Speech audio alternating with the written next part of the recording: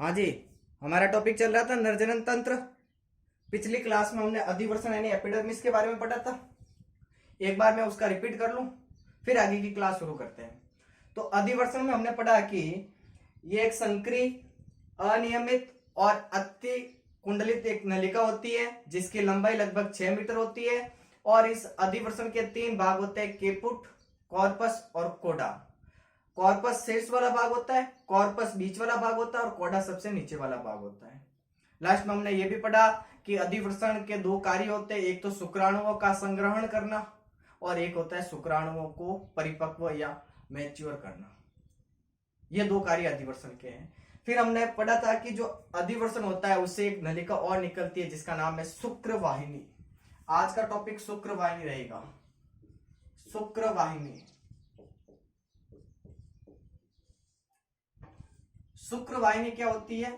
तो सबसे पहले आप सुनो कि जो शुक्रवाहिनी है यह एक लगभग 45 सेंटीमीटर लंबी नलिका होती है। लगभग 45 सेंटीमीटर एक लंबी नलिका होती है। लंबी नलिका है। पहला बिंदु आपको ये याद रखना कि ये भी एक नलिका है जिसकी लंबाई लगभग 45 सेंटीमीटर होती है। ठीक है। दूसरी बात ये याद रखनी है कि ये जो शुक्रवाहिनी है ये अधिवर्षण के यानी एपिडाइमिस के पश्च भाग से होते हुए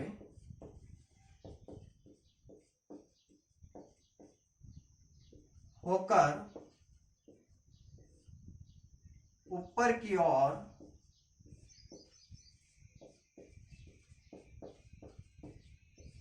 वक्षण नाल, अभी डायग्राम से बताएंगे, पहले इस लाइन को लिख लेता हूं मैं। ऊपर की ओर वक्षण नाल से होकर उदर गुहा यानी एब्डोमिनल कैविटी प्रवेश करती है।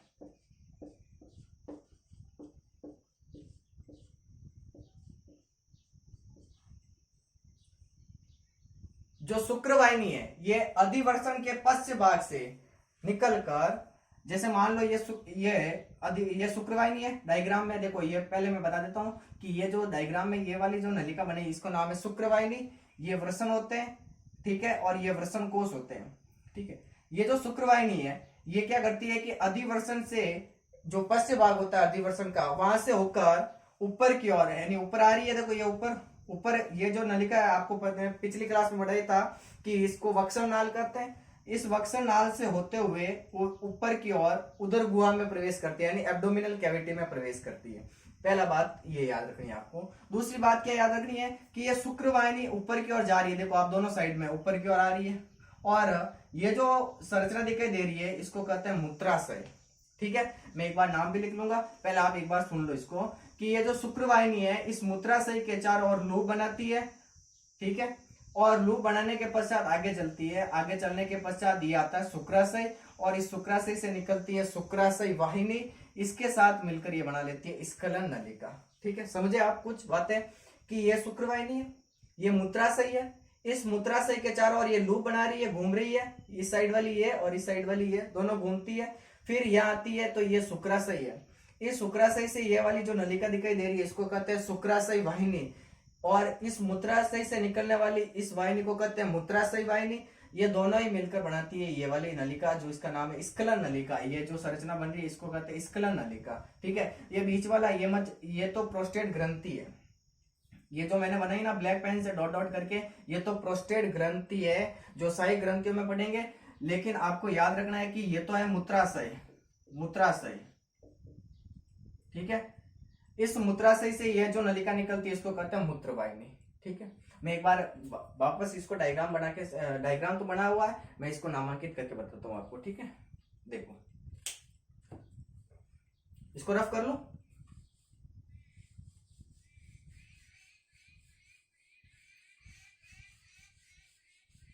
इस डायग्राम को पहले नामांकित करते। देखो ये तो है वृषण यानी टेस्टिस। एक बार आप नामांकित कर लेना मेरे साथ। वृषण किस पे स्थित होते हैं? वृषण कोश में यानी स्क्रोटल सेक में। ये है वृषण कोश। ये जो निकल रही है इसको कहते हैं शुक्रवाहिनी।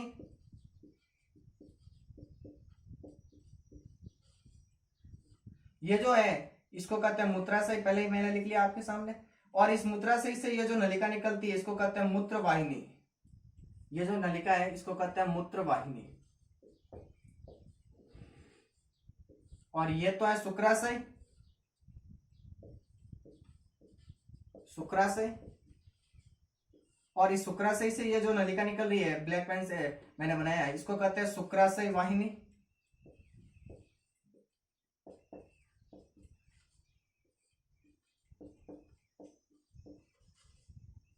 ठीक है।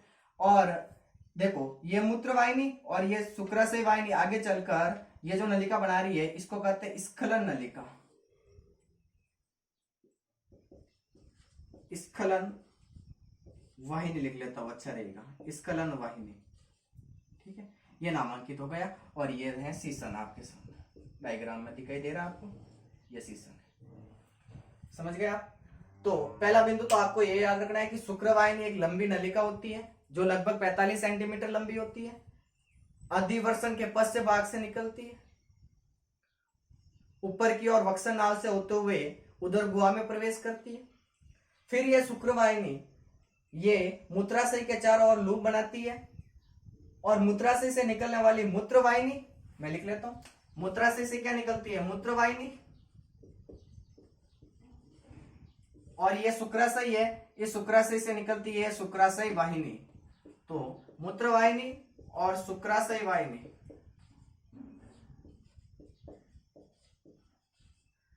दोनों ही मिलकर बनाती है स्खलन नलिका या स्खलन वाहिनी।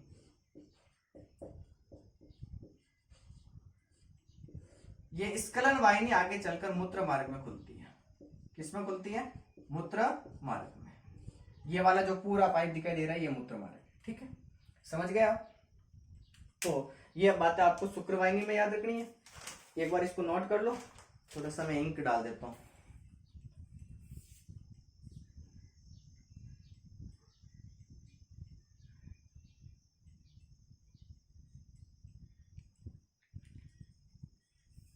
हो गया?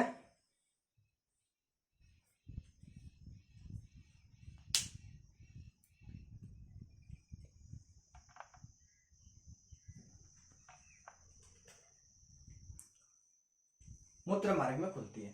अब नेक्स्ट टॉपिक आता है इसमें मूत्र मार्ग, वो क्या होता है उसके बारे में पढ़ते हैं। तो इसको रफ कर लूं मैं एक बार, ठीक है?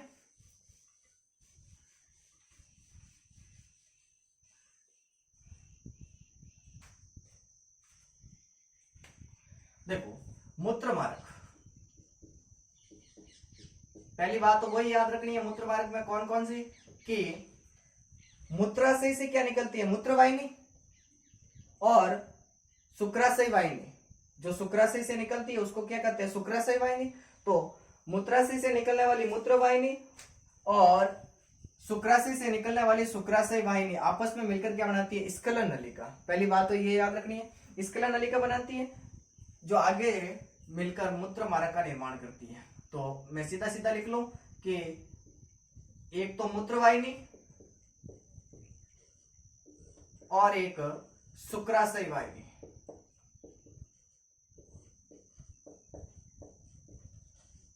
ये दोनों ही मिलकर क्या बनाती है? स्खलन नलिका या स्खलन वाहिनी। और स्खलन वाहिनी आगे चलकर किसका निर्माण करती है? मूत्र मार्ग का। ये जो स्खलन नलिका बन रही है मूत्राशय से मूत्रवाहिनी और शुक्राशय से शुक्राशय वाहिनी निकलकर ये जो मार्ग बनाती है इसको कहते हैं मूत्र मार्ग। तो ये चलकर आगे क्या बनाती है? मूत्र मार्ग। अब ये जो मूत्र मार्ग होता है इसके दो कार्य होते हैं। ठीक है, मूत्र मार्ग का निर्माण करती है। और ये जो मूत्र मार्ग है, एक बिंदु और याद रखना कि ये मूत्र मार्ग आगे चलकर ये जो सीसन होता है इस सीसन के ऊपर एक मूत्र जनन छिद्र के रूप में बाहर खुलती है। तो ये याद भी इसमें रख लेना कि मूत्र मार्ग आगे चलकर मूत्र जनन छिद्र में खुलता है। ठीक है, ये बात भी याद रखना। इसके बाद में याद रखना है कि मूत्र मार्ग के दो कार्य होते हैं। कौन कौन से कार्य होते हैं? पहला तो मूत्र का उत्सर्जन करना, मूत्र का उत्सर्जन करना पहला कार्य ये है। और दूसरा कार्य करता है वीर्य का स्खलन, वीर्य का स्खलन। ये दो बातें आपको मूत्र मार्ग में याद रखनी है। ठीक है, तो मूत्र मार्ग में क्या क्या बातें याद रखनी है कि मूत्रवाहिनी और मूत्राशय से निकलने वाली मूत्रवाहिनी और शुक्राशय से निकलने वाली शुक्राशय वाहिनी आपस में मिलती है और क्या बनाती है, स्खलन वाहिनी, और स्खलन वाहिनी आगे चलकर मूत्र मार्ग में खुलती है। और मूत्र मार्ग आगे चलकर ये जो सीसन होता है, इस सीसन के ऊपर मूत्र जनन छिद्र के रूप में बाहर खुलता है, ये बात याद रखना। फिर मूत्र मार्ग के दो कार्य होते हैं, पहला कार्य होता है मूत्र का उत्सर्जन करना और दूसरा कार्य होता है वीर्य का स्खलन करना। ये बातें आपको मूत्र मार्ग में याद रखनी है, हो जाएगी याद। इसके बाद में आता है सीसन। ठीक है, तो इसको रफ कर लूं मैं एक बार। अब हम पढ़ेंगे सीसन। डायग्राम के नाम है जो मैं रफ कर लूं, आपने एक बार नोट कर लिए होंगे ताकि लिखने में आसानी रहे मेरे को। तो देखो मैं इसको रफ कर लेता हूं यहाँ।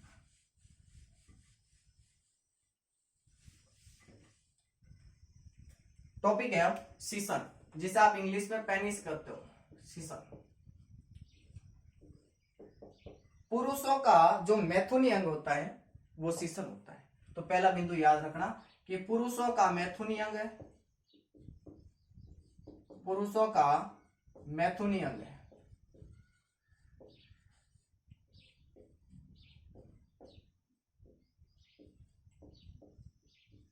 सीसन है जिसे आप इंग्लिश में पेनिस कहते हो, यह पुरुषों का मैथुनी अंग है।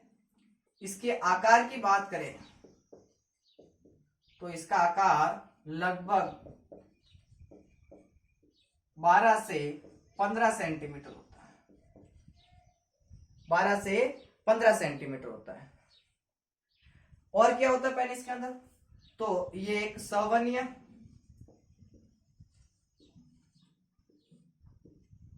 स्पंजी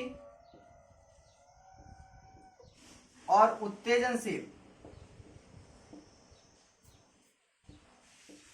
उत्तेजनशीलता का गुण पाया जाता है।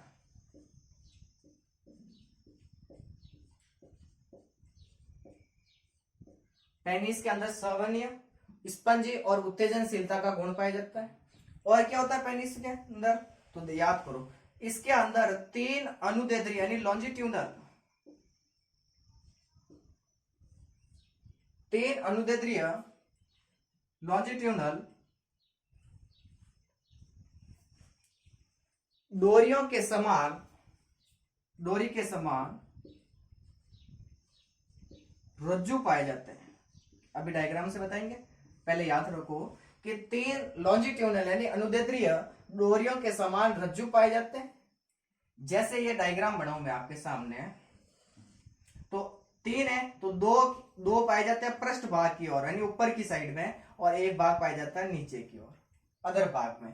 तो जो पृष्ठ भाग में ये वाले जो 2 रज्जु दिखाई दे रहे हैं, इनको कहते हैं कार्पोरा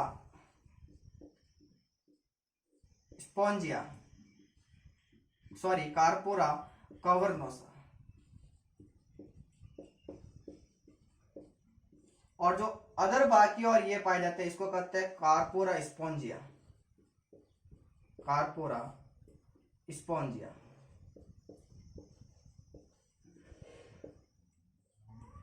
ये जो ऊपर की ओर है ये पृष्ठ भाग है, और ये जो नीचे कार्पोरा स्पॉन्जिया है ये अदर भाग है।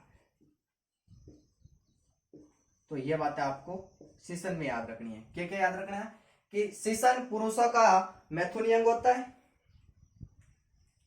इसका आकार लगभग 12 से 15 सेंटीमीटर होता है, सवनीय होता है, स्पंजी होता है, उत्तेजनशीलता का गुण पाया जाता है। पेनिस के अंदर 3 अनुदैर्ध्य यानी लॉन्जिट्यूडनल डोरियों के समान रज्जु होते हैं। पृष्ठ भाग में जो पाए जाते हैं उनको कहते हैं कार्पोरा कवर्नोसा, और जो अदर भाग की ओर एक होता है उसको कहते हैं कार्पोरा स्पॉन्जिया। पेनिस का कार्य होता है जब मैथुन की क्रिया होती है तब महिलाओं की योनि में वीर्य को स्खलित करना, वीर्य का स्खलन करना, महिलाओं की योनि में वीर्य का स्खलन करने का काम करता है सीसन। ये बातें आपको सीसन में याद रखनी है। ठीक है, तो अभी तक हमने जो 3 चीजें पढ़ी हैं, एक है शुक्रवाहिनी, एक है मूत्रमार्ग और एक है सीसन। पहले इस डायग्राम को अच्छी तरह से नोट कर लेना आप। देखो ये वाली संरचना कहलाती है मूत्राशय, मूत्राशय से ये जो नलिका निकलती है इसको कहते हैं मूत्रवाहिनी, ये शुक्राशय है, और इस शुक्राशय से ये वाली जो नलिका निकलती है इसको कहते हैं शुक्राशय वाहिनी। हालांकि इस शुक्राशय को, प्रोस्टेट ग्रंथि को और बार्थोलिन की ग्रंथि को नेक्स्ट क्लास में हम पढ़ेंगे, तीनों को ही सहायक ग्रंथियां होती हैं। तो इस शुक्राशय से निकलती है शुक्राशय वाहिनी। शुक्राशय वाहिनी और मूत्राशय वाहिनी आपस में मिलकर बनाती है स्खलन नलिका, स्खलन वाहिनी। और स्खलन वाहिनी आगे चलकर मूत्र मार्ग में खुलती है और मूत्र मार्ग आगे चलकर शीर्षण के शेष भाग पर मूत्र जनन छिद्र के द्वारा बाहर खुलता है। ये वृषण है, ये वृषण कोश है, ये शुक्रवाहिनी है और ये वाली पूरी संरचना शीर्षण है। ठीक, आप इसको एक बार नोट कर लेना, फिर हमने जो पढ़ा उसको एक बार रिवाइज करते हैं। देखो, हमने सबसे पहले पढ़ा शुक्रवाहिनी। एक नलिका होती है जो लंबी होती है, 45 सेंटीमीटर इसकी लंबाई होती है। ठीक है, कहां से निकलती है? तो ये अधिवृषण के पश्च भाग से होते हुए ऊपर की ओर वक्ष नाल में होते हुए उदर गुहा में प्रवेश करती है। ये जो शुक्रवाहिनी है मूत्राशय के चारों ओर लूप बनाती है। आगे चलकर ये शुक्राशय से निकलने वाली शुक्राशय वाहिनी और मूत्राशय से निकलने वाली मूत्र वाहिनी के साथ मिलकर स्खलन नलिका का निर्माण करती है। ठीक है, ये बात याद रखना, जो आगे चलकर मूत्र मार्ग में खुल जाती है। इसके बाद में हमने पढ़ा मूत्र मार्ग। मूत्र मार्ग में पहला बिंदु आपको मैंने पहले ही बता दिया कि मूत्राशय से मूत्र वाहिनी, शुक्राशय से शुक्राशय वाहिनी आपस में मिलती है, स्खलन वाहिनी का निर्माण करती है, जो आगे चलकर मूत्र मार्ग का निर्माण करती है। और मूत्र मार्ग आगे चलकर शीर्षण के शीर्ष भाग पर मूत्र जनन छिद्र के द्वारा बाहर खुलता है। दो कार्य होते हैं मूत्र मार्ग के, पहला होता है मूत्र का उत्सर्जन करना और दूसरा होता है वीर्य का स्खलन करना। फिर हमने पढ़ा शीर्षण। शीर्षण में आपको क्या क्या बातें याद रखनी है कि पुरुषों का जो मैथुनी अंग होता है वो शीर्षण होता है, इसको इंग्लिश में पेनिस कहते हैं। इसका आकार लगभग 12 से 15 सेंटीमीटर होता है, सवनी होता है, स्पंजी होता है, उत्तेजनशीलता का गुण पाया जाता है। पेनिस के अंदर 3 अनुदैर्ध्य डोरियों के समान रज्जु होते हैं, जो पृष्ठ भाग पर पाए जाते हैं उनको कार्पोरा कवर्नोसा कहते हैं, और जो अदर भाग पर एक होता है उसको कार्पोरा स्पोंजिया कहते हैं। ये बात आपको इस सेशन में याद रखनी है। और सेशन का कार्य याद रखना है मैथुन क्रिया के दौरान महिलाओं की योनि में वीर्य का स्खलन करना। आज की क्लास के लिए धन्यवाद। अगली क्लास में मिलेंगे सहायक ग्रंथियों के साथ।